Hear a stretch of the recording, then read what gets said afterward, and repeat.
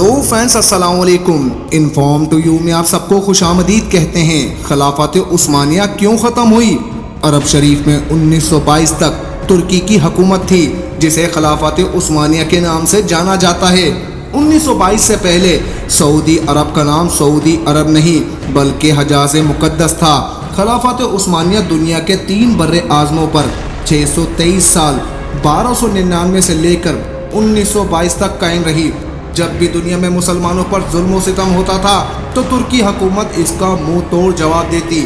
امریکہ، برطانیہ، یورپین نصرانی اور یہودیوں کو اگر سب سے زیادہ خوف تھا تو وہ صرف خلافت عثمانیہ حکومت کا تھا۔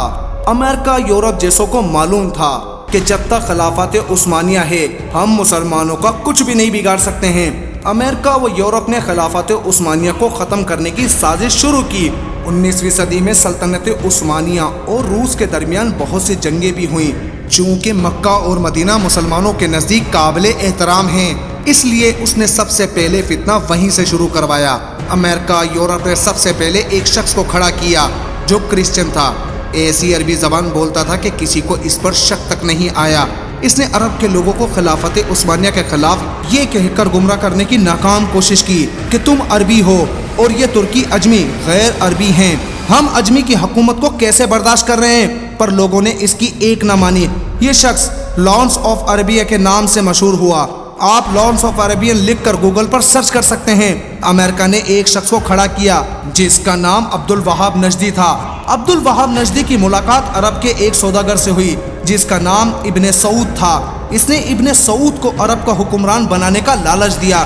پھر ابن سعود نے مکہ، مدینہ اور طائف میں ترکی کے خلاف جنگ شروع کر دی۔ مکہ، مدینہ شریف اور طائف کے لاکھوں مسلمان ابن سعود کی ڈاکو فوج کے ہاتھوں شہید ہوئے۔ جب ترکی نے دیکھا کہ ابن سعود ہمیں عرب سے نکالنے اور خود عرب پر حکومت کرنے کے لیے مکہ، مدینہ شریف اور طائف کے بے قصور مسلمانوں کو شہید کر رہا ہے، تب ترکی نے عالمی طور پر یہ اعلان کر دیا کہ ہم اس پاک سرزمین پر قتل و غارت پسند نہیں کرتے۔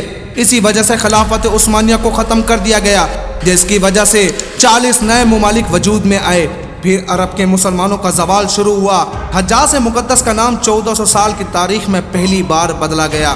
ابن سعود نے حجاز مقدس کا نام اپنے نام پر سعودیہ رکھ دیا اور اس فتنے کا ذکر احادیث میں بھی ملتا ہے، اور اسی وجہ سے سرکار دو عالم حضرت محمد صلی اللہ علیہ وآلہ وسلم نے سعودی عرب کے شہر نجد کے بارے میں دعا نہیں فرمائی تھی۔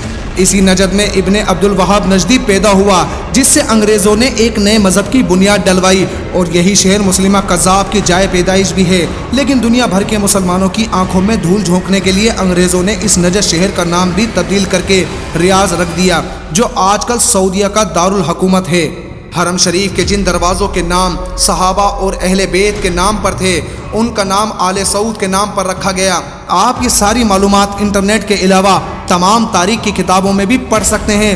انگریزوں نے اپنی اسی سازش کی کامیابی پر 1962 میں بالی ووڈ کے لارنس آف عربیہ کے نام سے فلم بھی بنائی جو بہت زیادہ بار دیکھی جا چکی ہے۔ یہود و نصارہ کو عرب میں آنے کی اجازت مل گئی۔ جس دن ابن سعود عرب کا بادشاہ بنا اس دن ایک جشن ہوا۔ اس جشن میں امریکہ، برطانیہ اور دوسرے ملکوں کے پرائم منسٹر ابن سعود کو مبارکباد دینے پہنچ گئے۔